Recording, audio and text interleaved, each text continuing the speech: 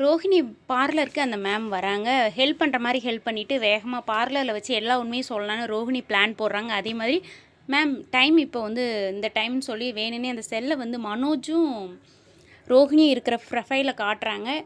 இவர் யார் அப்படின்னதும் மனோஜ் என் ஹஸ்பண்ட் அப்படின்னு ரோஹிணி சொல்கிறாங்க. இல்லை இவருக்கும் எனக்கும் தான் என்கேஜ்மெண்ட் ஆகிருக்குது, நீங்கள் டிவோர்ஸ் அப்ளை பண்ணியிருக்கீங்களா அப்படின்னதும் ஆமாம், ஆனால் அது வந்து சும்மா அப்படிங்கிற மாதிரி சொல்கிறாங்க. இல்லை எங்களுக்கு என்கேஜ்மெண்ட் ஆயிடுச்சின்னு சொன்னதும் பயங்கரமாக ரோஹிணி ஷாக் ஆகிடுறாங்க. ஆனால் ஆல்ரெடி எல்லாமே தெரியுங்க. இந்த பொண்ணை இங்கே வர வச்சு இந்த உண்மையை தெரிய வச்சு அவங்கள ஃபீல் பண்ண வச்சு இந்த மேரேஜை கட் பண்ணி விடுறதுக்கு தான் ரோஹிணி பிளான் போடுறாங்க.